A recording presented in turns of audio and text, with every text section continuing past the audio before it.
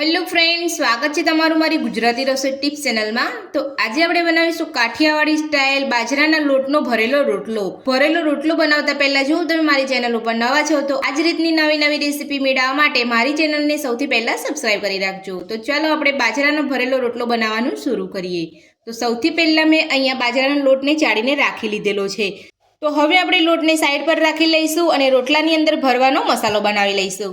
તો મસાલો બનાવવા માટે સૌથી પહેલા આપણે અહીંયા લસણ મરચાંની પેસ્ટ બનાવી લઈશું। તો લસણ મરચાંની પેસ્ટ બનાવવા માટે મેં અહીંયા 2 મોટા મરચાં લીધા છે લીલા, અને આપણે અહીંયા 6 થી 7 લસણની કળીને ઝીણી આ રીતે સમારી લીધી છે। તો બંને લઈને આપણે અહીંયા વાટી લઈશું। તો મસાલો તમે અહીંયા વધારે તીખો કરવા માંગતા હોય તો લીલા મરચાંનું પ્રમાણ તમે તમારા ટેસ્ટ પ્રમાણે વધુ કે ઓછું કરી શકો છો।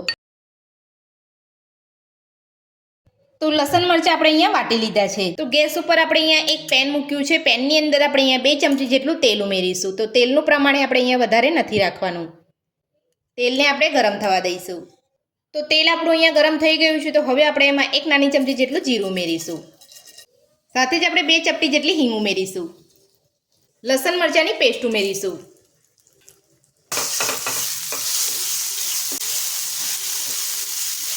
બધું જ આપણે અહીંયા સરસ સાતરી લઈશું। તો બધું અહીંયા સરસ સતરાઈ ગયું છે। તો હવે આપણે એની અંદર લીલા લસણનો સફેદ ભાગ આવે છે આગળનો, એ આપણે અહીંયા કટ કરી લીધેલો છે ઝીણો, એ ઉમેરી દઈશું। બધું મિક્સ કરીને આપણે અહીંયા સાતરી લઈશું। તો જ્યારે પણ તમે ભરેલો રોટલો બનાવો ત્યારે તમારે અહીંયા ખાસ ધ્યાન રાખવાનું છે કે લીલું લસણ, લીલી ડુંગળી જે પણ આપણે તમે અહીંયા યુઝ કરતા હોય એ તમારે અહીંયા એકદમ ઝીણું સમારવાનું છે। જો તમે અહીંયા ઝીણું નહીં સમારો, મોટું સમારીને આ રીતે તમે અહીંયા સાતડશો તો જ્યારે પણ તમે રોટલો બનાવશો ત્યારે તમારો રોટલો ફાટી જશે અને જલ્દી બને પણ નહીં। એટલે તમારે આ રીતે ઝીણું સમારીને જ લેવાનું છે। તો બધું આપણું અહીંયા સરસ સતડાઈ ગયું છે। તો હવે આપણે લીલી ડુંગળીનો સફેદ ભાગ આવે એ આપણે અહીંયા લઈ લીધો છે। તો મેં અહીંયા 4 થી 5 ચમચી જેટલો લીધો છે। બધું જ આપણે મિક્સ કરીને સાતરી લઈશું। તો આ બધું જ પહેલા અહીંયા સરસ રીતે સાતરી લેવાનું છે, ત્યારબાદ આપણે અહીંયા બીજું ઉમેરીશું।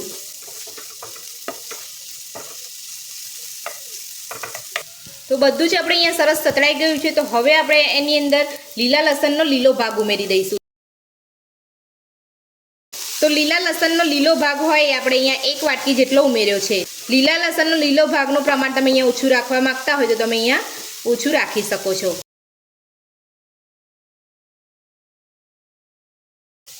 તો હવે આપણે એની અંદર ઝીણી સમારેલી મેથીની ભાજી ઉમેરીશું। એ પણ મેં અહીંયા 1 વાટકી જેટલી લીધી છે। બધું જ આપણે અહીંયા સરસ મિક્સ કરી લઈશું। તો મેથીની ભાજી ઉમેરીને આપણે અહીંયા બધું સરસ સાતરી લીધું છે। તો હવે આપણે લીલી ડુંગળીનો લીલો ભાગ ઉમેરીશું। તો લીલી ડુંગળીનો લીલો ભાગ પણ મેં અહીંયા 1 વાટકી લીધો છે।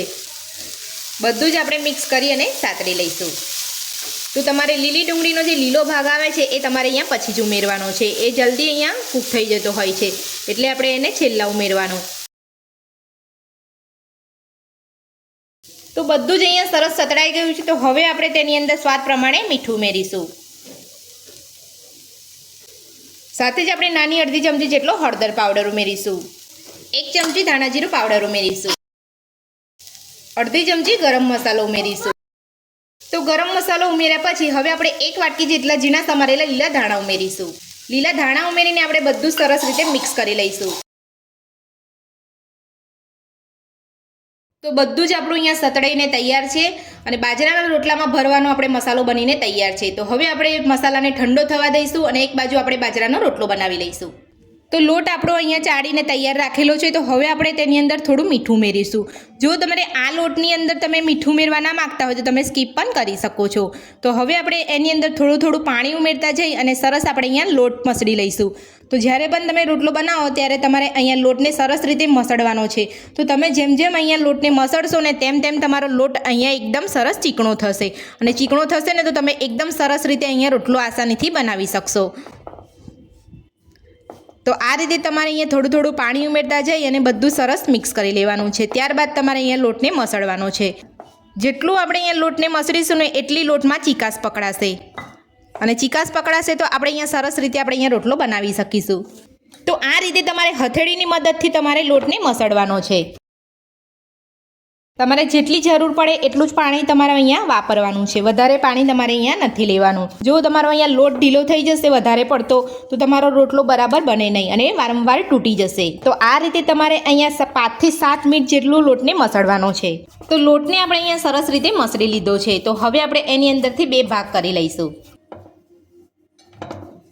અને આ રીતે આપણે અહીંયા રાઉન્ડ શેપમાં વાળી લઈશું. તો જે રીતે તમારે અહીંયા રોટલો મોટો કે નાનો બનાવવો હોય એ રીતે તમારે અહીંયા વાળવાનો છે. અને હવે આપણે એને પાણી લગાવી લઈશું. તો આ રીતે તમારે એક બાજુ પાણી પણ તૈયાર રાખવાનું છે.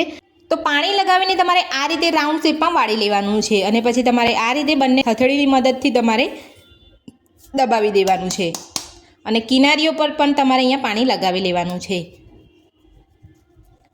અને હથેળી અને અંગૂઠાની મદદથી તમારે આ રીતે અહીંયા કિનારી જે છે એ તમારે દબાવી દેવાની છે.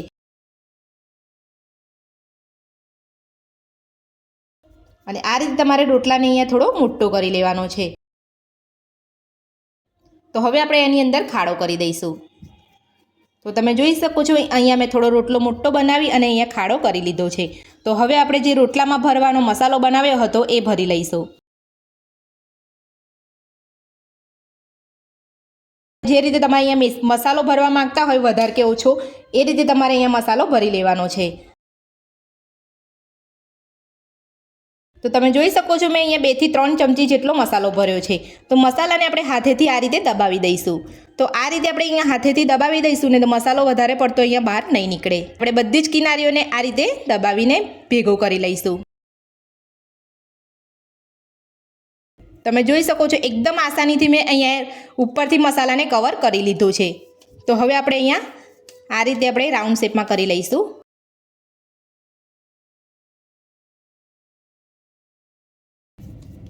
તો બધી બાજુથી આપણે આ રીતે કરી લેવાનું છે. તો હવે આપણે પાણી લગાવી લઈશું. તો મસાલો આપણો અહીંયા સરસ રીતે ભરાઈ ગયો છે. તો હવે આપણે રોટલો બનાવી લઈશું.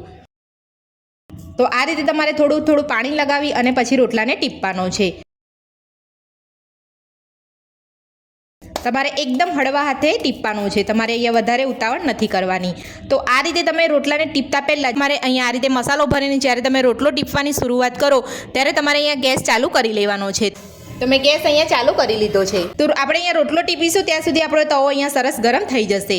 તો હવે આપણે અહીંયા કિનારી ઉપર પાણી લગાવી લેવાનું છે અને હળવે હાથે આપણે અહીંયા રોટલાને ટીપી લઈશું. તો હાથ ઉપર રોટલો આપણે અહીંયા બનાવી લીધો છે. તો આ રોટલો થઈ જાય એટલે હું તમને બીજી રીત બતાવીશ. જો તમારો રોટલો અહીંયા ફાટી જતો હશે તો તમને હું અહીંયા બીજી રીત બતાવીશ. એ રીતે પણ તમે અહીંયા બનાવી શકો છો. તો હવે આપણે રોટલાને શેકી લઈશું. તો હવે આપણે રોટલાને શેકાવા દઈશું. તો એક બાજુ રોટલો આપણો શેકાઈ ગયો છે. તો હવે આપણે એને પલટાવી લઈશું.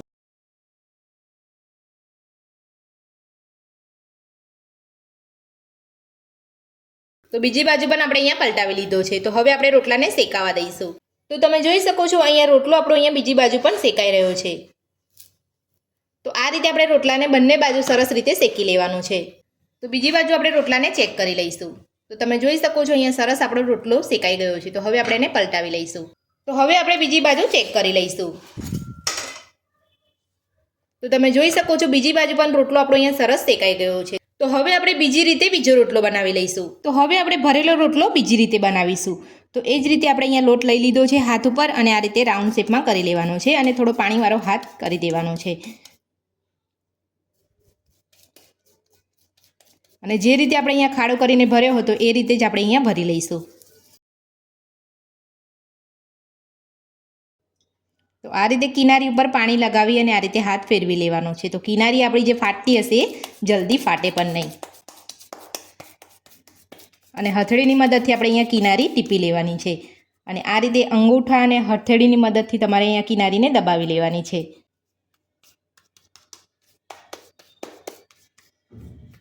તો હવે આપણે વચ્ચે મસાલો ભરી લઈશું.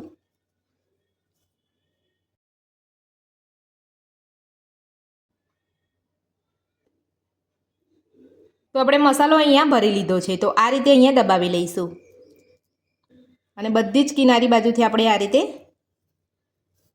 કવર કરી લઈશું.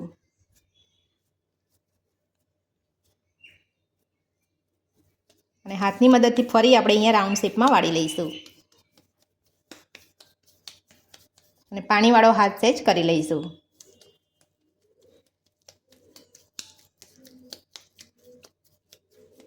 અને મેં અહીંયા એક પ્લાસ્ટિક લીધું છે. પ્લાસ્ટિકની ઉપર આપણે અહીંયા રોટલો બનાવી લઈશું. તો તમારે અહીંયા કશું જ અહીંયા તેલ કે કંઈ લગાવવાનું નથી, પણ જો તમે અહીંયા લગાવવા માગતા હોય તો તમે અહીંયા કોરો લોટ પણ લગાવી શકો છો. તો હવે આપણે અહીંયા લોટને આ રીતે મૂકી દઈશું અને હળવે હાથે આપણે અહીંયા ટીપી લઈશું. તો વધારે પડતું આપણે અહીંયા જોર નથી કરવાનું, એકદમ હળવા હાથે આપણે એ રોટલાને ટીપવાનો છે.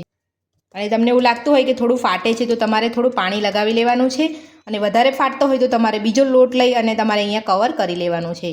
તમે જોઈ શકો છો એકદમ હળવા હાથે હું અહીંયા ટીપી રહી છું. સહેજ તમારે પાણીવાળો હાથ કરી લેવાનો છે ને પછી જ તમારે અહીંયા હથેળીની મદદથી ધીરે ધીરે ટીપતા જવાનું છે. અને પ્લાસ્ટિકને આ રીતે પકડી અને તમારે અહીંયા ફેરવતું રહેવાનું છે અને હથેળીની મદદથી તમારે અહીંયા ટીપતું રહેવાનું છે. તો આ રીતે તમે પ્લાસ્ટિક ઉપર રોટલાને ટીપીને તૈયાર કરી શકો છો. તો અહીંયા રોટલો આપણો અહીંયા બનીને તૈયાર છે. તો હવે આપણે બીજી બાજુ પણ ચેક કરી લઈશું. તો તમે જોઈ શકો છો બીજી બાજુ તો અહીંયા સહેજ પણ અહીંયા ફાટ્યો નથી. તો હવે આપણે રોટલાને શેકી લઈશું. તો હવે આપણે રોટલાને એક બાજુ શેકાવા દઈશું, ત્યારબાદ આપણે બીજી બાજુ પલટાવીશું. તો તમે જોઈ શકો છો બીજી બાજુ પણ રોટલો આપણો અહીંયા સરસ શેકાઈ રહ્યો છે. તો બીજી રીતે પણ આપણો રોટલો સરસ બનીને તૈયાર થઈ ગયો છે. તો હવે આપણે ગરમ ગરમ રોટલા ઉપર ઘી લગાવી લઈશું. તો હવે આપણે ગરમ ગરમ રોટલા ઉપર ઘી લગાવી લઈશું.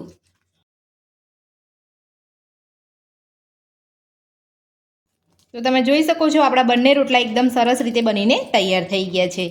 તો બે રીત મેં તમને આ વિડીયોમાં બતાવી, તો તમને જે રીતે ફાવે એ રીતે તમે અહીંયા ભરેલો રોટલો બનાવી શકો છો. તો તમે જોઈ શકો છો રોટલો આપણે અહીંયા કટ કરી લીધો છે અને બધી જ બાજુ આપણે સરસ મસાલો અહીંયા ફેલાઈ ગયો છે. તો એકદમ સરસ આપણો અહીંયા ભરેલો રોટલો બનીને તૈયાર છે. તો તમે જોઈ શકો છો કાઠિયાવાડી બાજરાનો ભરેલો રોટલો બનીને આપણો અહીંયા તૈયાર છે. તો મારી આ રીતે ઘરે તમે એકવાર જરૂરથી ટ્રાય કરજો, બધાને ખૂબ જ ભાવશે અને ખાવામાં પણ એકદમ ટેસ્ટી લાગશે. તો આજની રેસીપી તમને કેવી લાગી મને કોમેન્ટ બોક્સમાં કમેન્ટ કરીને જરૂરથી જણાવજો. જો રેસીપી પસંદ આવી હોય તો વિડીયોને લાઇક કરજો, ચેનલને સબસ્ક્રાઇબ કરજો, તમારા મિત્રોને જરૂરથી શેર કરજો. Thank you.